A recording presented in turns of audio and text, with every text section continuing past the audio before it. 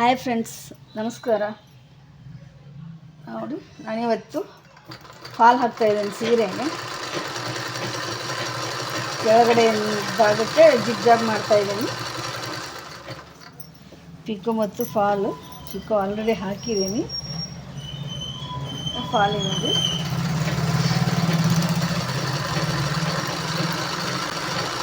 ಈ ರೀತಿಯಾಗಿ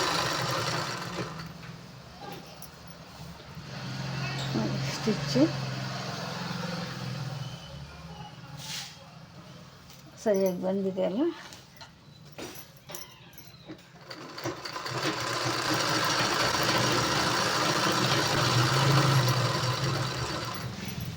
ಕೆಲಸ ಜಾಸ್ತಿ ಇದೆ, ಅಮಾವಾಸ್ಯೆ ಆದ್ರೂ ಸ್ವಲ್ಪ ಪೂಜೆ ಅದೆಲ್ಲ ಮುಗಿಸಿದ್ದೀನಿ. ಮುಗಿಸ್ಕೊಂಡು ಸ್ಟಿಚಿಂಗಿಗೆ ಕುತ್ಕೊಂಡಿದ್ದೀನಿ ಫ್ರೆಂಡ್ಸ್. ಇವತ್ತು ನಾನು ಒಂದು 4ರಿಂದ ಒಂದು 5 ಸಾರಿ ಫಾಲಿದೆ, ಅವು ಇಷ್ಟು ಹಾಕಿ ಮುಗಿಸಿ ಸ್ಟಿಚಿಂಗ್ ಇದ್ದು ಮಾಡ್ಕೋಬೇಕು. ನಾನೀಗ ಫಾಲ್ ಹಾಕೋದು ಒಂದು 10 ನಿಮಿಷದಲ್ಲಿ ಮುಗಿದ್ಬಿಡುತ್ತೆ. ಇದು ಮನೇಲಿ ಹೆಣ್ಮಕ್ಳು ಹೊಲಿಗೆ ಬರಲ್ಲ ಅಂತಂದು ಕಡೆಗೆ ಪಿಕೋ ಫಾಲ್ ಮಷಿನ್ ತೊಗೊಂಡು ಅದನ್ನಾದರೂ ಮಾಡ್ಬೋದು ಫ್ರೆಂಡ್ಸ್. ಒಂದು ಸೀರೆ ಫಾಲ್ ಹಾಕಿದರೆ 70ರಿಂದ 80 ರೂಪಾಯಿ ತೊಗೋತೀವಿ. ದಿವಸಕ್ಕೆ ಒಂದು 10 ಸೀರೆ ನಾವು ಫಾಲ್ ಹಾಕಿದ್ವಪ್ಪ ಅಂತಂದ್ರೂ ಏನಾಗ್ತದೆ, ಆದಾಯ ದುಡ್ಡು ಬಂದೇ ಬರುತ್ತೆ, ದುಡಿಬೋದು. ಸುಮ್ಮನೆ ಕುಂತು ಟೈಮ್ ವೇಸ್ಟ್ ಮಾಡೋದಕ್ಕೇ ಹೆಣ್ಮಕ್ಳು ಏನಾದ್ರು ಒಂದು ಕೆಲಸ ಮಾಡ್ತಿರ್ಬೇಕು, ತಮಗೆ ಇಂಟ್ರೆಸ್ಟ್ ಇರ್ತಕ್ಕಂಥ ಕೆಲಸ.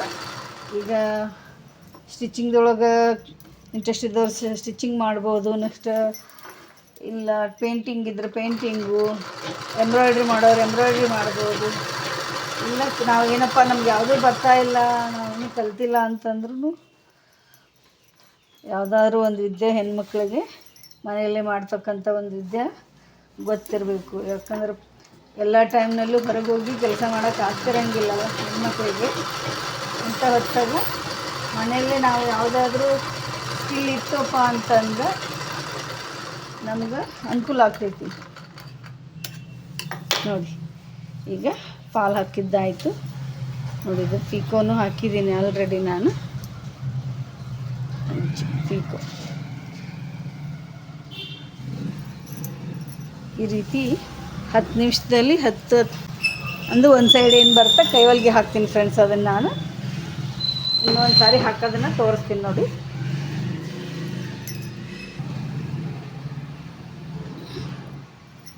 ನೋಡಿ ಬಿಳಿ ಸೀರೆದೊಂದು ಬಂದಿದೆ, ಒಂದು 2 ಬಿಳಿ ಸೀರೆ ಬಂದಿದ್ದಾವೆ ಫಾಲ್ ಪಿಕೋಕ್ಕೆ ಮತ್ತು ವಿತ್ ಬ್ಲೌಸು ಸ್ಟಿಚಿಂಗು. ಬಿಳಿ ಸೀರೆ ವಿಶೇಷ ಅಂದ್ರೇನು, ಈಗ ಧ್ವಜಾರೋಹಣ ಆಗಸ್ಟ್ 15 ಅಲ್ವಾ, ಅದಕ್ಕೆ ಶಾಲೆಗೆ ಹೋಗೋರು ಟೀಚರ್ಸ್ಗಳದ್ದು ಎಲ್ಲ ಬಿಳಿ ಸೀರೆ ತಯಾರು ಮಾಡ್ಕೋತಿರ್ತಾರೆ ಫ್ರೆಂಡ್ಸು. ಹಾಗಾಗಿ ನನ್ನ ಕಾಲೇಜಿಂದ ಮೇಡಮ್ ಅವರು ಕೊಟ್ಟಿದ್ದಾರೆ, ಒಂದು 2 ಸಾರಿ ಬಿಳಿ ಕೊಟ್ಟಿದ್ದಾರೆ. ಸ್ವಲ್ಪ ಅರ್ಜೆಂಟ್ ಲೇಟಾಗೆ ಕೊಟ್ಟರು, ಅರ್ಜೆಂಟ್ ಮಾಡಿಕೊಡ್ಬೇಕು ಇದನ್ನು ನಾವು ಈಗ.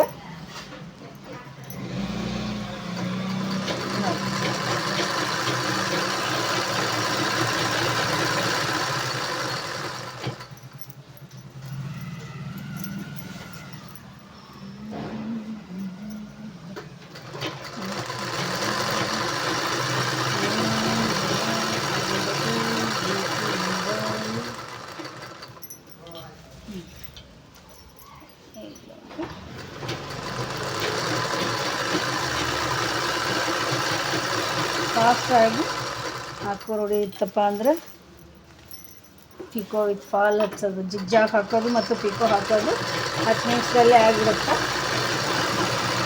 ನೆಕ್ಸ್ಟ್ ಒಂದು 10 ನಿಮಿಷ ಕೈವಲಿಗೆ ಮೇಲ್ಗಡೆ ಕೈವಲಿಗೆ ಹಾಕೋದಕ್ಕೆ ಒಂದು 10 ನಿಮಿಷ ಹೋದ್ರೆ ಒಂದು 20ರಿಂದ 25 ನಿಮಿಷದಲ್ಲಿ ಒಂದು ಸಾರಿ ಫಾಲ್ ಹಾಕ್ಬೋದು.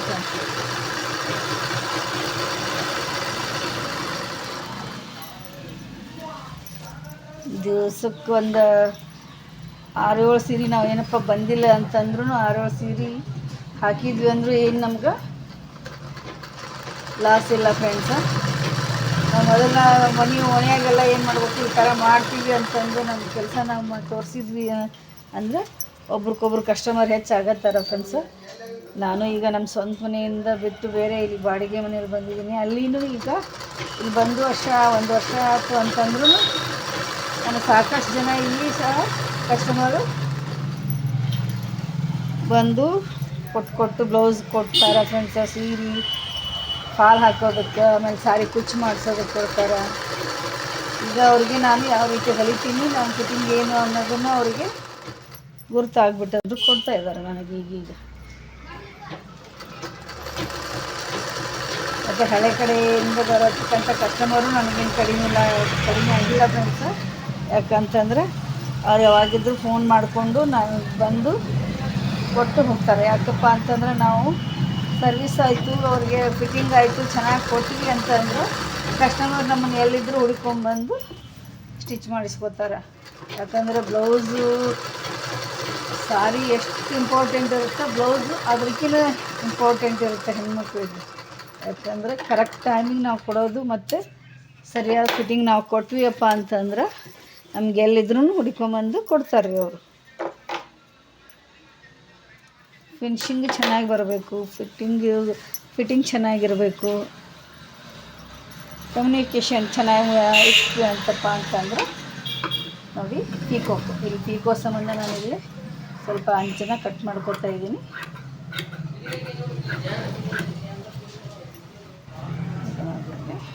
ಕಸ್ಟಮರ್ ಜೊತೆ ಕಮ್ಯುನಿಕೇಷನ್ ಭಾಳ ಇಂಪಾರ್ಟೆಂಟ್ ಆಗುತ್ತೆ ಫ್ರೆಂಡ್ಸ್.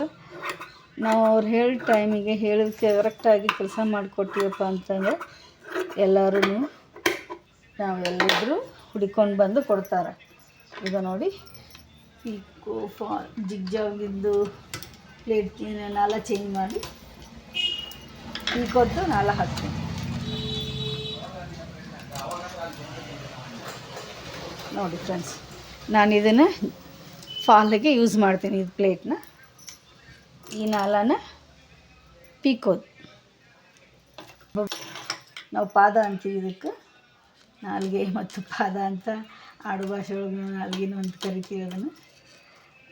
ಒಂದೇ ಪಾದದಲ್ಲಿ ಹಾಕ್ತಾರೆ. ನಾನಾದರೆ ಬೇರೆ ಬೇರೆ 2 ಪಾದನೂ ಉಪಯೋಗಿಸ್ಕೋತೀನಿ. ಜಿಗ್ಜಾಗಿಗೊಂದು, ಪೀಕೋಕ್ಕೊಂದು. ಎಲ್ಲರೂ ಫಸ್ಟಿಗೆ ಸ್ಟಾರ್ಟಿಂಗ್ 1 ಇಂಚಿನಷ್ಟು ಬಟ್ಟೆನ ಬಿಟ್ಟು ನಾವು ಪೀಕೋಕ್ ತೊಗೊಳ್ತೀವಿ. ನೋಡಿ ಫ್ರೆಂಡ್ಸ್, ಈಗ ಇಲ್ಲಿ ಬಿಟ್ಟಿದ್ದೀನಿ, ಅದನ್ನು ನೆಕ್ಸ್ಟ್ ಹಾಕೋತೀನಿ ಫ್ರೆಂಡ್ಸ್.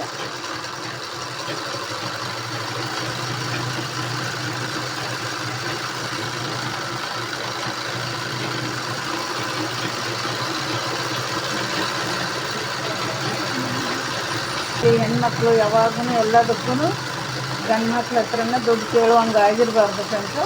ಯಾಕಂದರೆ ಈ ತುಟ್ಟಿ ಕಾಲದಾಗ ಗಂಡು ಮಕ್ಳು ಒಬ್ಬರ ದುಡಿದು ಮನೆ ಸಾಗಿಸೋದು ಕಠಿಣ ಅದಾವು. ನಾವು ಮನೆಯಲ್ಲೇ ಎಲ್ಲ ಮನೆ ಕೆಲಸ ಮುಗಿಸ್ಕೊಂಡು ಹೆಣ್ಮಕ್ಳು ಅಲ್ಲಿ ಟೈಮ್ ವೇಸ್ಟ್ ಮಾಡೋದಕ್ಕಿಂತ ಈ ರೀತಿ ಟೈಲರಿಂಗಲ್ಲಿ ಏನೋ ಬೇರೆ ಬೇರೆದು ನಿಮ್ಮ ಇಂಟ್ರೆಸ್ಟೆಡ್ ಯಾವ್ದು ಇರುತ್ತೋ ಆ ವಿಷಯದ ಬಗ್ಗೆ 4 ದುಡಿದ್ರೆ ನಮಗೂ ಅನುಕೂಲ ಆಗುತ್ತೆ. ಹೆಚ್ಚಿಗೆ ದುಡಿದ್ರೆ ಮನೆಗೂ ಸಹಾಯ ಮಾಡ್ಬೋದು ಫ್ರೆಂಡ್ಸ. ಟೈಲರಿಂಗ್ನಲ್ಲಿ ಈಗ ಎಷ್ಟೊಂದು ಬೇಡಿಕೆ, ಆಮೇಲೆ ಎಷ್ಟು ಅವಕಾಶಗಳದಾವು ಅಂತಂದರೆ ನಾವು ಹೆಂಗೆ ಕೆಲಸ ಕೊಡ್ತೀವಿ ಆ ರೀತಿ ನಮಗೆ ಕಸ್ಟಮರ್ ಬರ್ತಾರೆ. ಬೇಕಾದಾಗೆ ಒಂದು ಹೆಣ್ಮಗಳು ಮನೆಯನ್ನು ನಿಭಾಯಿಸ್ಬೋದು ಈ ಟೈಲರಿಂಗ್ದಲ್ಲಿ. ಅಷ್ಟು ದುಡಿಬೋದು ಫ್ರೆಂಡ್ಸ್ ಇದ್ರಾಗ. ಆದರೆ ಶ್ರಮನೂ ಅಷ್ಟೇ ಹಾಕ್ಕೊಂಡು ದುಡಿಬೇಕಾಗುತ್ತೆ. ಯಾಕಂದರೆ ಈ ಟೈಲರಿಂಗ್ ಮಾಡ್ತೀವಿ ಅಂತಂದರೆ ನಾವು ಮನೆ ಬಿಟ್ಟು ಎಲ್ಲಿ ಹೊರಗಡೆ ಹೋಗಿ ಯಾವುದಕ್ಕೂ ಜಾಸ್ತಿ ಸಮಯ ಕೊಡೋಕ್ಕಾಗಲ್ಲ ಫ್ರೆಂಡ್ಸ್. ನಮಗೇನು ಟೈಲರಿಂಗ್ದವ್ರಿಗೆ ಏನಾಗುತ್ತೆ ಫ್ರೆಂಡ್ಸ್ ಕಡಿಮೆ ಇರ್ತಾರೆ. ನಮಗೇನು ಕಸ್ಟಮರ್ ಇರ್ತಾರಲ್ಲ ಅವರು ನಮ್ಮ ಫ್ರೆಂಡ್ಸ್ ಅಂದ್ಕೊಂಡು ಅವ್ರ ಜೊತೆನೇ ಫ್ರೆಂಡ್ಶಿಪ್ಪು ಕಸ್ಟಮರು ಎಲ್ಲ ಅವರೇ ಆಗಿರ್ತಾರೆ ನಮಗೆ. ನೋಡಿ ಈ ಕಡೆನೂ ಒಂದು ಪೀಕೋ ಹಾಕ್ತೀನಿ ಅಂಚೆ ಈ ಕಡೆ.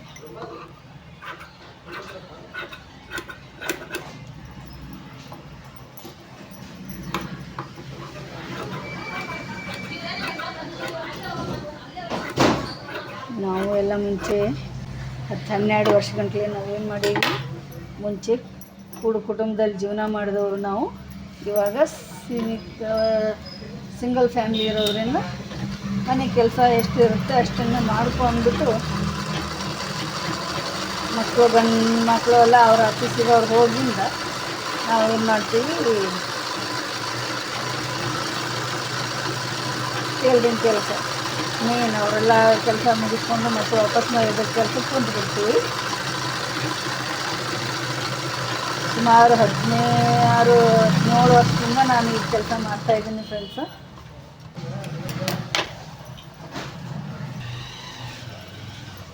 ನೋಡಿ ಫ್ರೆಂಡ್ಸ್, ಪೀಕು ಓಕೆ, ಚೆನ್ನಾಗಿ ಬಂದಿದೆ ಅಲ್ಲ. ಇದೇ ಥರ ಟೈಲರಿಂಗ್ ಬಗ್ಗೆ ನಾನು ವಿಡಿಯೋಗಳನ್ನ ಮಾಡ್ತಾ ಇರ್ತೀನಿ ಫ್ರೆಂಡ್ಸ್. ನನ್ನ ಚಾನಲ್ನ ನೋಡಿ ಲೈಕ್ ಮಾಡಿ ಮತ್ತು ಸಬ್ಸ್ಕ್ರೈಬ್ ಮಾಡ್ಕೊಂಡು ನೋಡಿ ಫ್ರೆಂಡ್ಸ್. ಧನ್ಯವಾದಗಳು.